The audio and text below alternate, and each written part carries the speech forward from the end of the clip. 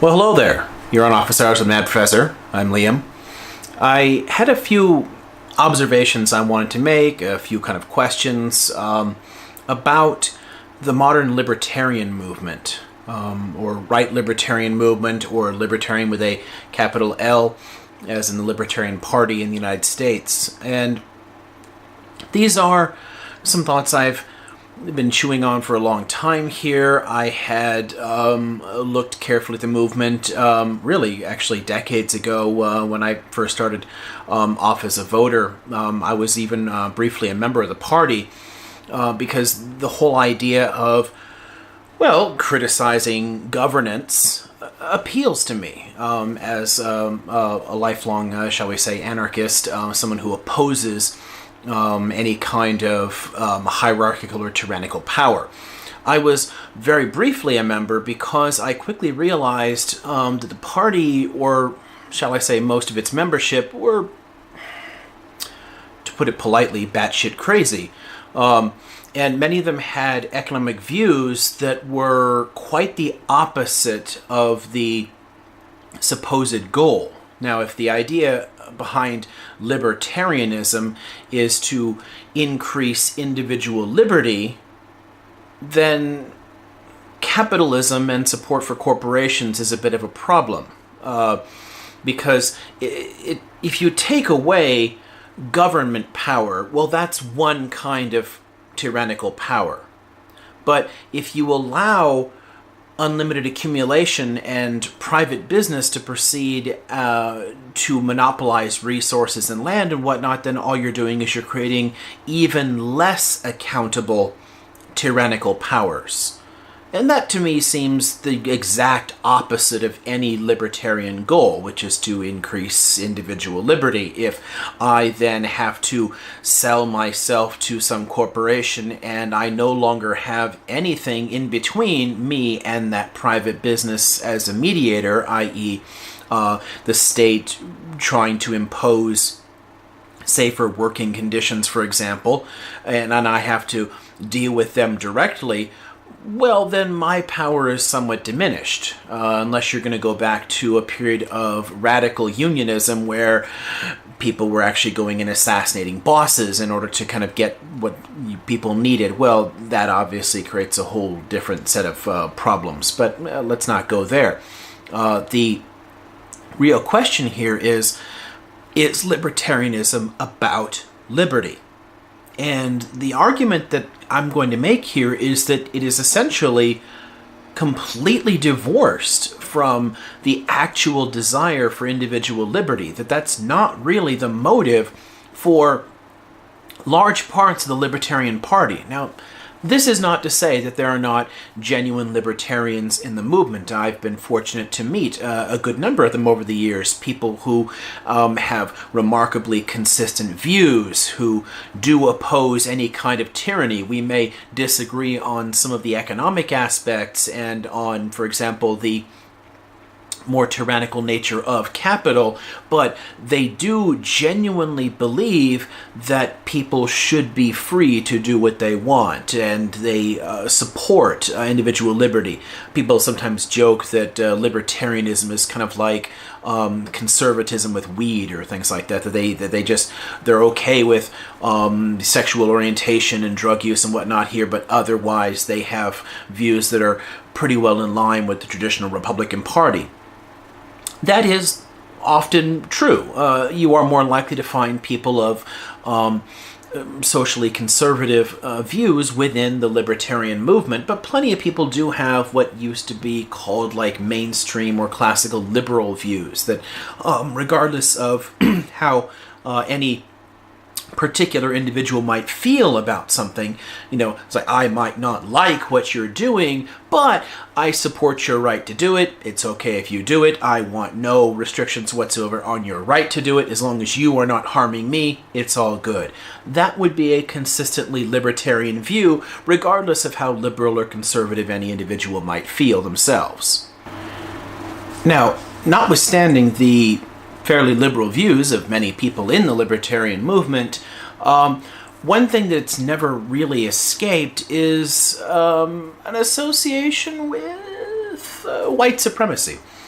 Now, I don't mean to say that libertarians as a whole are racist, though I have met and encountered many who are deeply racist.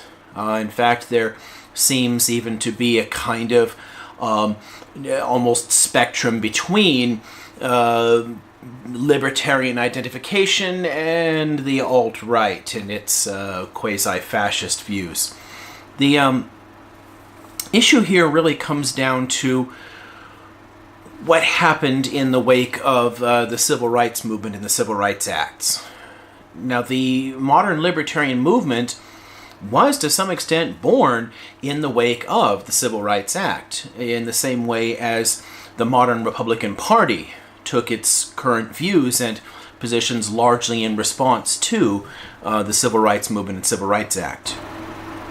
Many of the leading lights of the American libertarian movement, including Republican libertarians, as in people within the Republican Party who claim to hold views, along in line with the Libertarian Party and movement, like, say, Ron Paul, had earlier in his career made a number of explicitly racist comments and expressed racist views. In fact, there were a number of them actually in print.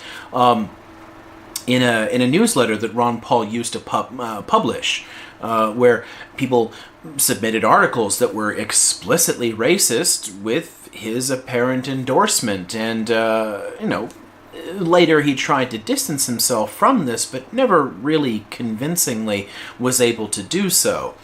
And it's worth noting that both he and his son, Rand Paul, have couched their opposition to the Civil Rights Act explicitly in terms of a business's right to racially discriminate. Rand Paul, early in his own political career, publicly stated that he opposed the Civil Rights Act because businesses should have a right to discriminate racially.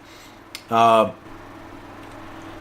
you might say, well, he's just being consistently pro-freedom. He's pro the rights of a business to choose who their customers are, and that's more free. Well, it's really not, because it then affects the freedom of others, right? And that's one of the core principles of the supposed libertarian movement, is that one's exercise of freedom should not be taking freedom from others.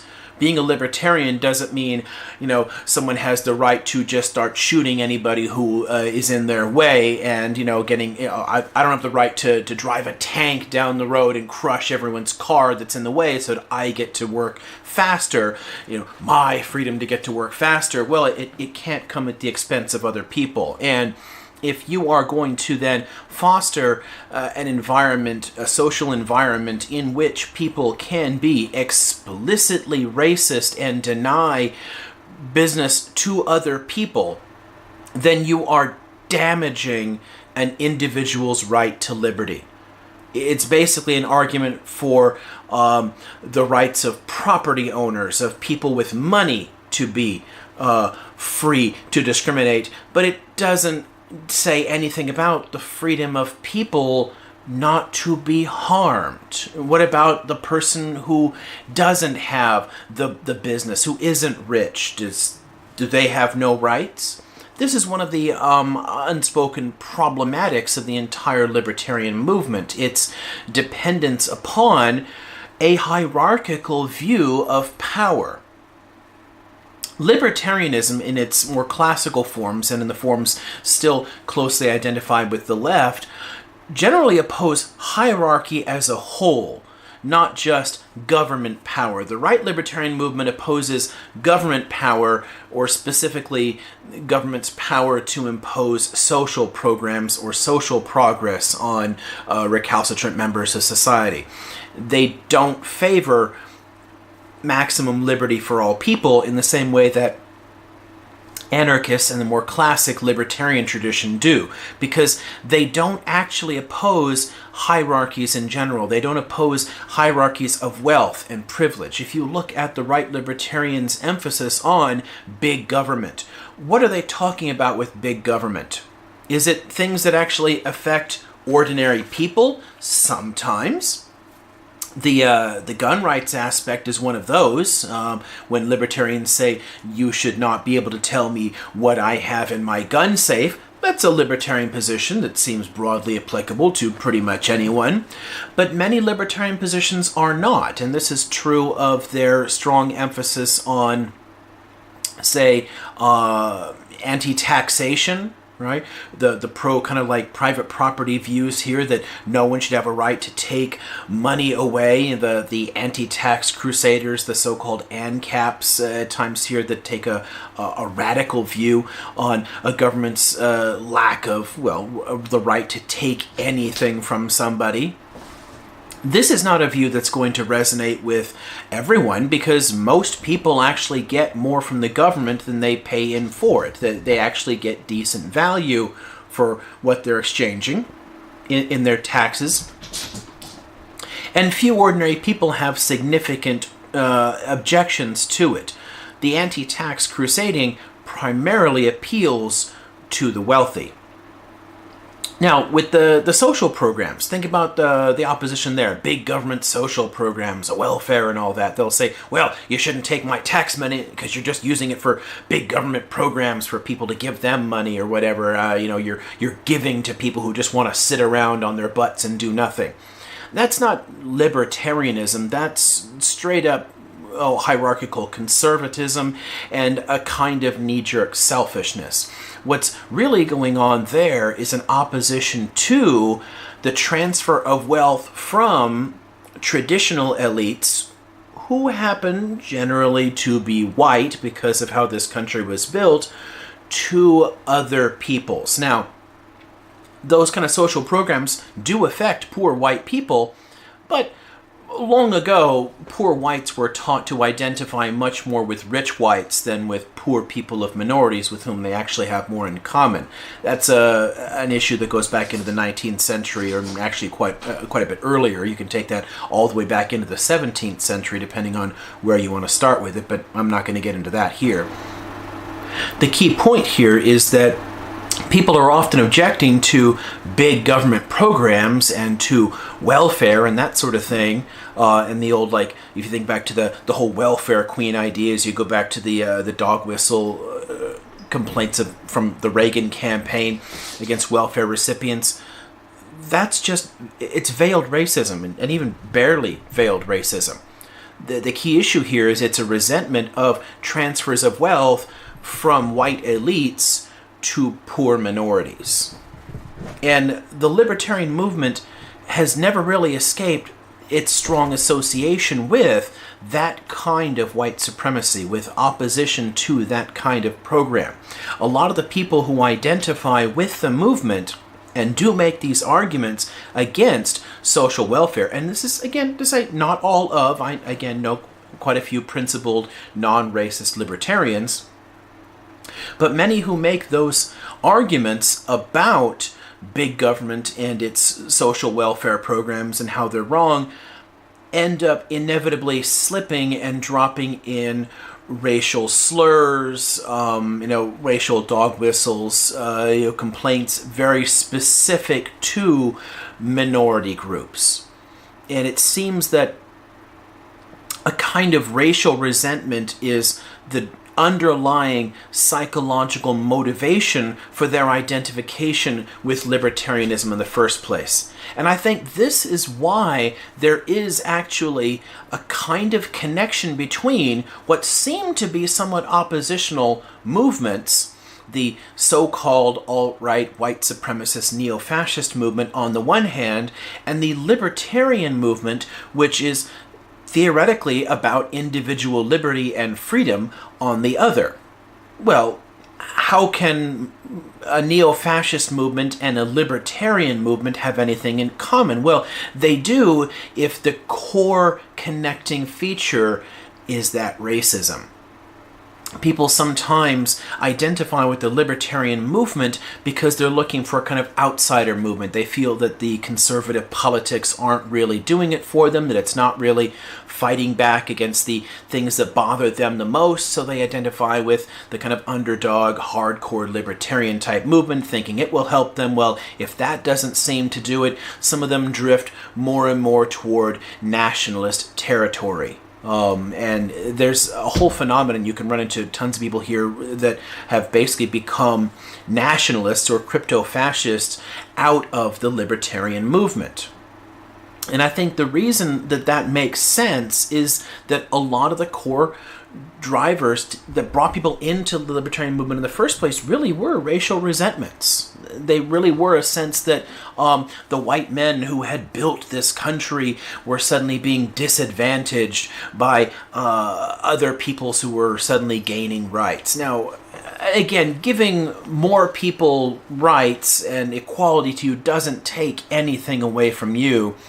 But it's tempting for some people to think that that's what it does. If you're used to people who look like you always being in charge, when suddenly you're not anymore and you have to share power with women, oh, they're people too, or people of color, oh my goodness, then suddenly you can feel a bit of resentment perhaps, and look for an outlet for that kind of frustration. And I think if we keep this in mind, this essential, on the one hand, the kind of racial resentments, and on the other, the actually strongly hierarchical nature of the libertarian movement in its deference to wealth and to power, then suddenly things like Ron Paul's outspoken support for example, Alexander Dugin's Eurasia project, or for Russian politician Sergei Glasyev's policies, which, if you think about them in pure policy terms, are pretty much antithetical to everything Ron Paul has ever argued against. He supposedly has argued against foreign interventionism.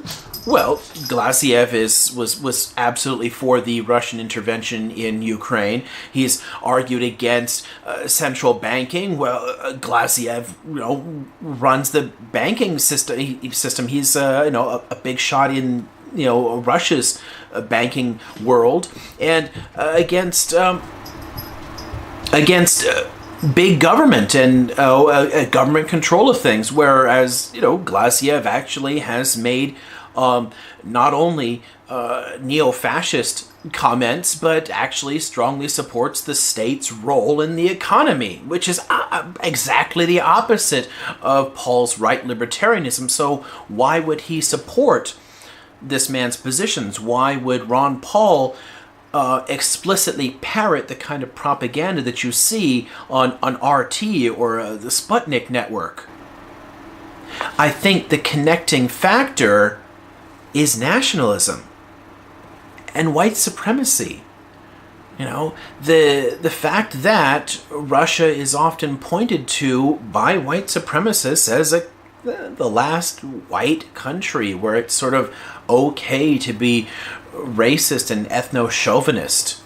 I don't think we can dismiss out of hand those simple connections there, because in strictly ideological terms, if you look strictly at the principles, there's no real reason for someone like Ron Paul to support the Eurasia movement or Putin's Russia, which is an explicitly neo-fascist state. Putin frequently quotes fascist thinkers in his speeches, speaks favorably of literal fascist politics. And fascism is about as far from libertarianism as you can get, theoretically speaking. But what if the kind of right libertarianism that you see in people like Ron and Rand Paul isn't really libertarian at all? That's my little reflections for the day here. I'll leave you to kind of chew on that rather than taking any real conclusions out of this. Because again, it's hard to say what all this really means. I just think that the connections there are worth exploring, and we might want to reconsider what it is the right libertarian movement really stands for at the end of the day. So, there's my thoughts. This is, again, Office Hours of Mad Professor. I'm Liam. If you enjoy these little rambles here, make sure you hit the subscribe button and all that business, and I'll see you again some other time.